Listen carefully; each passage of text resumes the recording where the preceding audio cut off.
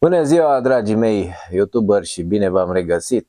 Creștem pe zi ce trece și tot mai mulți suntem și eu sper să vin cu cât mai multe informații către voi care să vă fie de folos, să vă ajute să cumpărați produsele cele mai bune sau să vă arăt defectele lor și să vă îndreptați spre alte produse. Astfel am achiziționat acum, cred că săptămâna viitoare, n-am apucat efectiv să-l desfac. Era la Kaufland, nu știu dacă și la Lidl, undeva la 500 de lei, acest compresor. De ce este acest compresor mai special? Pentru că el spune că este silent. Eu nu cred asta, că este silent. Mai am pe canalul meu un astfel de compresor, deci practic acesta este a doua achiziție a acestui compresor. Celălalt este tot Parkside, este puțin diferit de acesta, tocmai pentru că acesta spune că este silent. Astfel, produsul nostru este acest compresor cu butelie inclusă, este modelul PSKO 248B1.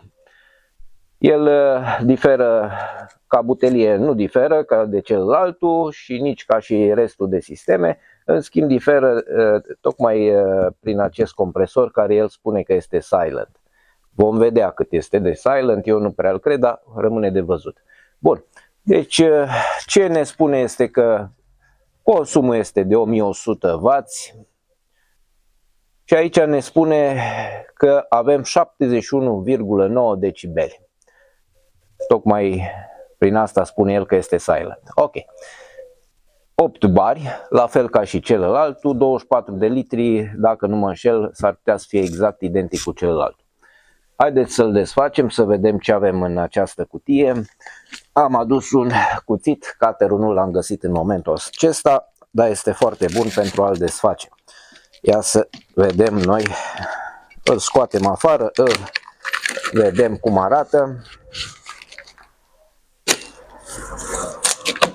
Și ce ne-au pus în această cutie. Punem cuțitul deoparte. Ok, aici avem manualul, care știți că eu am o problemă cu cititul manualelor, doar în cazul în care este absolut necesar. Dumneavoastră să nu faceți de astea, citiți manualul. În manual scrie mai multe informații.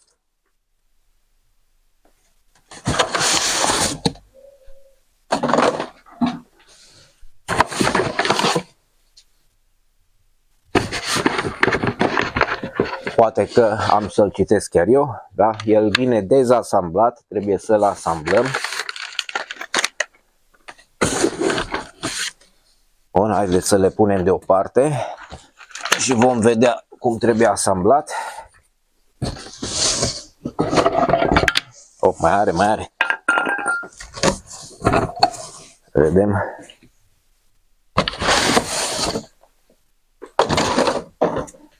Bun, cam atât.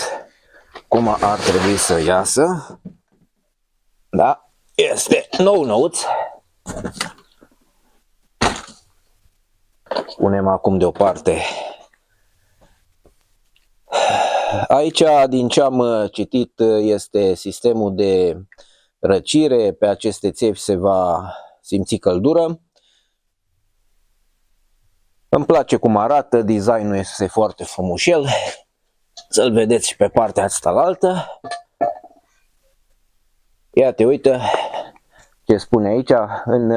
Pe cutie spune 71 decibeli. Da? Aici 71,9. Iată, uite, 83 decibeli dincoace. Ca să vezi. O neconcordanță foarte interesant. Bun, hai să vedem. Eu nu cred că o să îl asamblez în momentul ăsta complet. Haideți totuși să vedem ce vrea să spună cu această piesă. Foarte interesant. Înclin să cred că este de aici. Nu, nu este de aici. Haideți să vedem unde au gândit-o, Nu știm unde au gândit-o, de aceea ne vom uita pe cutie. Da? Asta e primul pas. Deci au gândit-o aici în partea de sus.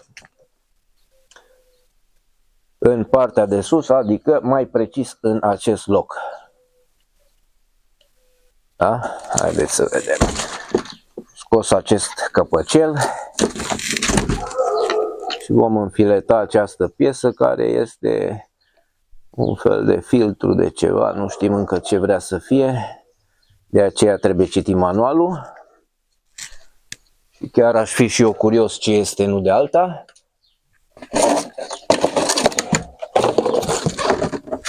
Ok, pus deoparte. Haideți să vedem ce vrea să reprezintă această piesă.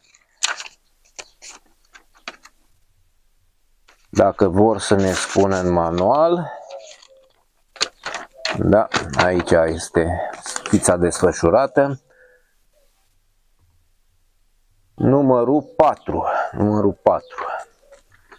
Numărul 4.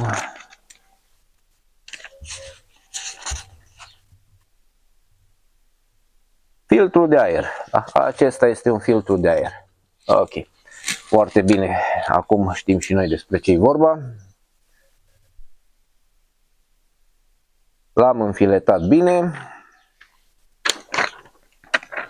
Restul instrucțiunilor sunt pentru montaj. Nu este o problemă foarte mare să-l montați. Nu o să vă arăt acum montajul, că nu se justifică. Este chiar simplu de montat. Practic, acest mâner vine aici, da? Roțile vin aici și le veți prinde cu kitul din această punguliță, care vreau să-l desfac totuși să vedem ce au pus aici la acest kit. Da, cam acesta este conținutul. Da, 2 șuruburi pentru roți. Din ce văd s-au dat și căpăcele ca să le puneți aici, frumos din partea lor. Da, și acesta probabil, nu știu exact unde l-au gândit, dar tot în manual o să vedem despre ce este vorba. Și ca să nu lăsăm lucrurile neștiute, ne vom uita în acest manual. Ia să vedem.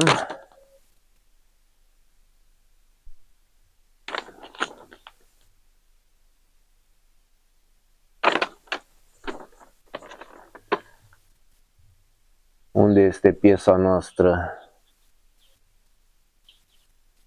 Că nu arată chiar aici.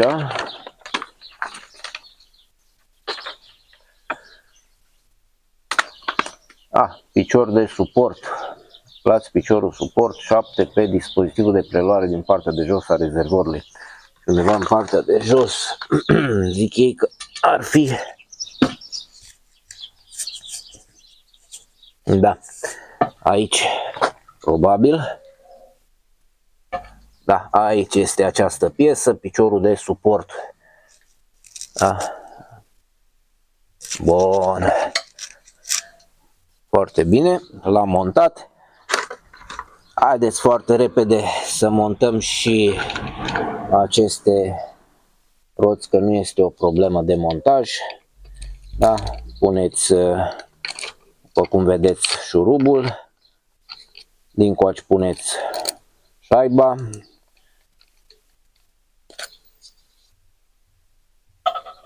Și această roată se înfiletează, șurubul se înfiletează aici. O să mai aveți nevoie de o șurubelniță cruce pentru a strânge foarte bine roata.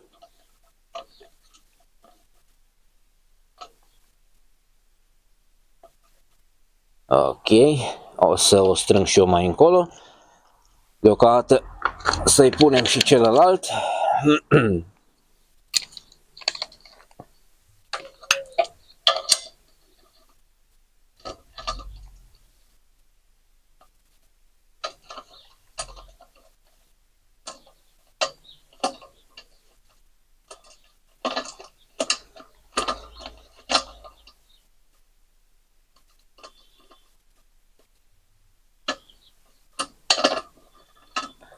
Bun, iată, uite, compresorul nostru deja stă pe picioare, ceea ce este foarte bine.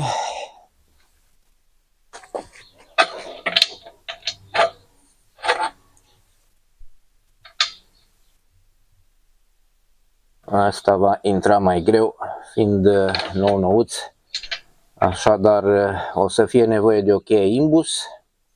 N-am să-l pot monta chiar în momentul ăsta, nu trebuie, pentru cazul nostru în momentul ăsta.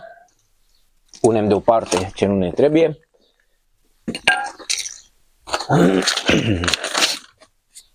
Bun, după cum spuneam, un cablu destul de lung. Să vedem, au prins cu un șoricel aici. Un șoricel chiar inteligent. N-am mai văzut modelul ăsta care să-l pot și desface. Dar nu facem recenzie despre șoricei. Cablul este undeva la 2 metri din ce îmi dau seama. Metru, 2 metri, oh, chiar 3 metri. Uimitor. Foarte bine că este un cablu mai lung. Eu am adus curent, bineînțeles că funcționează la 220 și îl vom băga în priză. L-am băgat, hop, că nu se întâmplă nimic, foarte bine că nu se întâmplă nimic.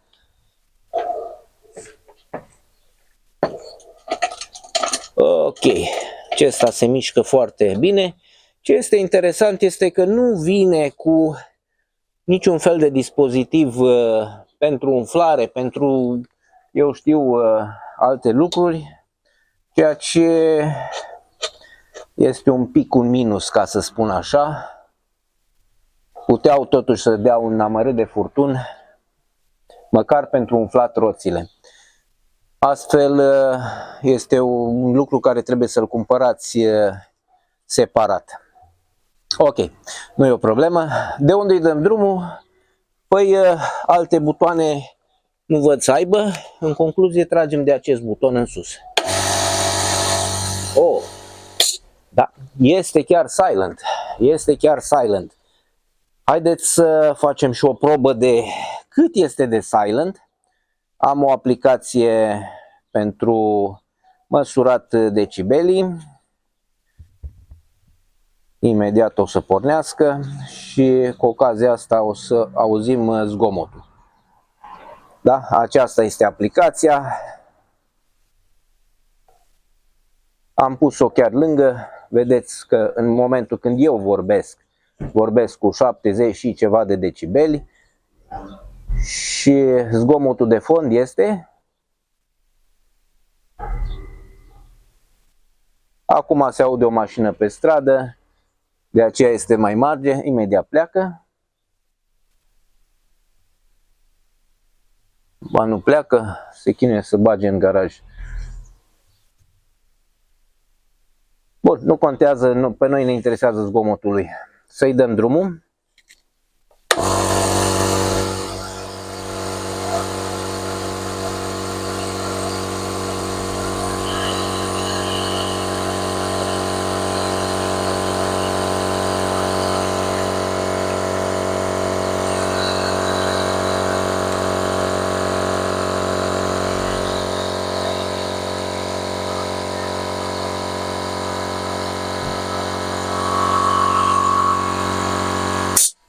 Bun, deci ce am putut să vedem este că la apropiere foarte mare de acest compresor, zgomotul este undeva la 83 de decibeli, cât spun ei aici, și cu cât ne depărtăm un pic mai mult, într-adevăr se duce la 71 de decibeli, cât spun dincolo. Iată, uite, au dreptate și acolo și aici. Acum depinde de unde ascult zgomotul. Foarte corect. Hai să vedem cum arată. Da, aici avem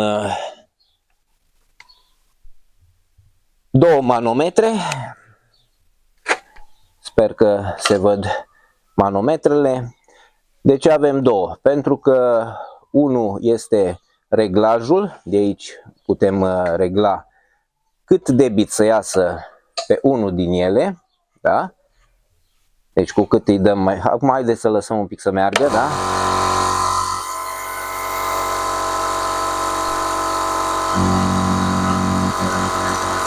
Acesta este cel care face zgomotul, pe aici atrage aer, se simte vacuumul.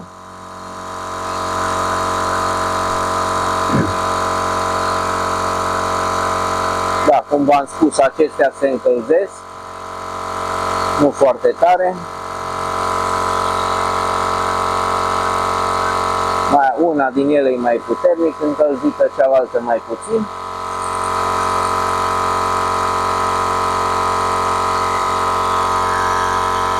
Am ajuns deja la 5 bari. Da? Aici arată în partea de jos barii, iar în partea de sus PSI. La noi la 8 bari ar trebui să se oprească.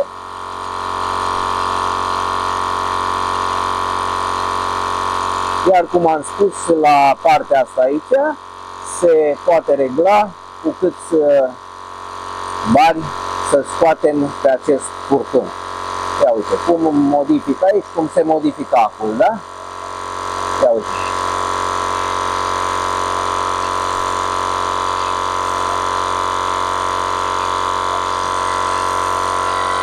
Bun, acum am ajuns undeva la 8 bari și a oprit. Mie îmi place cum sună, îmi place cum arată.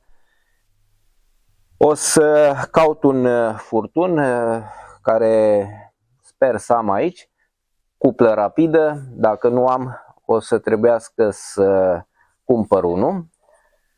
Deci să facem deocamdată o pauză pentru a putea să găsesc acest furtun, pentru că eu n-am crezut că nu va veni cu un furtun și cu un pistol pentru umflat roțile. Acesta este un mare minus, din păcate, dar asta este.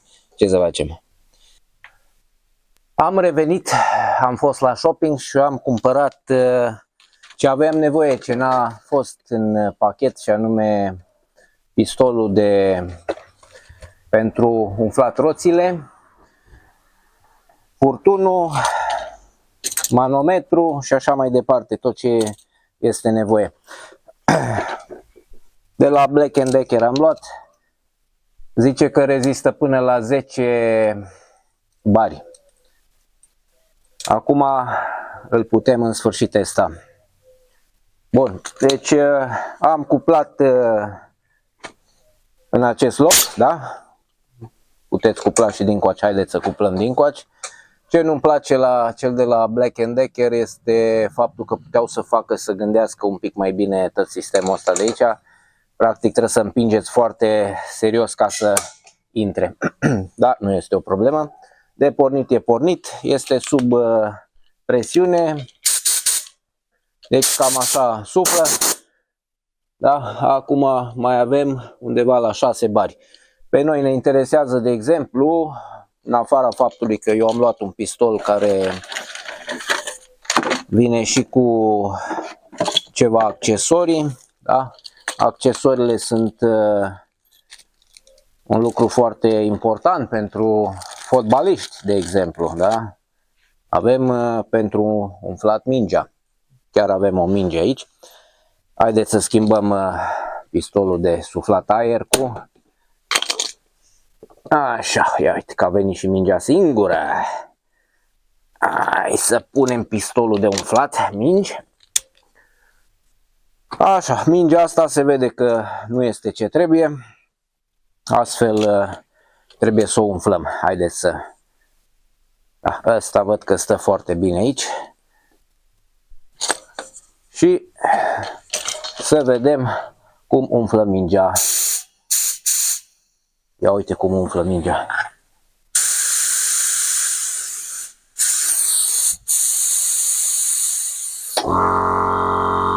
A pornit și compresorul, deoarece nu mai avea aer. Da, este foarte bună. Perfect. Acum să vedem la ce mai este bun acest compresor. În afara faptului că puteți curăța schimbând diuzele, avem o diuză pentru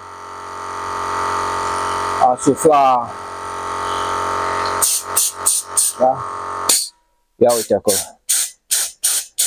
Da? Să curățăm, de exemplu, calculatoare sau alte dispozitive, nu știu ce vreți dumneavoastră curățați.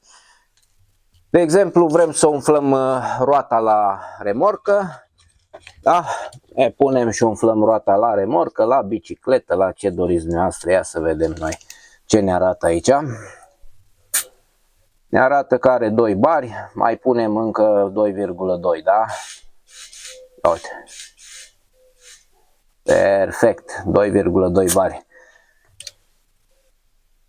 Fiecare roată se umflă conform cu specificațiile. Deci cam acesta este acest compresor. Acum, comparativ, ca să auziți zgomotul pe care acesta l-a făcut, deja îl știți, dar acest compresor, care este tot de la Parkside, l-am adus aici special pentru ca să vedeți totuși diferență de zgomot, nu așa? Ia să scoatem și dispozitivul de măsurare a zgomotului. Ok, unde este? Unde este? Aici. Bun, și să-l băgăm în priză.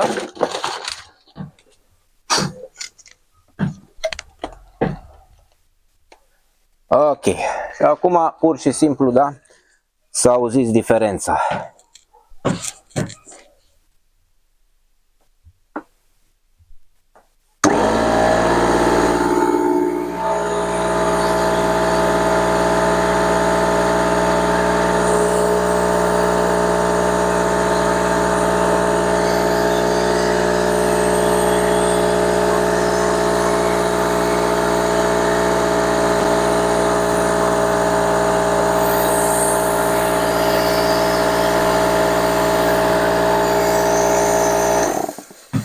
Acest compresor ne arată undeva la 94 decibeli, eu am măsurat un pic mai puțin, ceea ce e chiar bine. L-am achiziționat și pe acesta pentru faptul că este mai bun,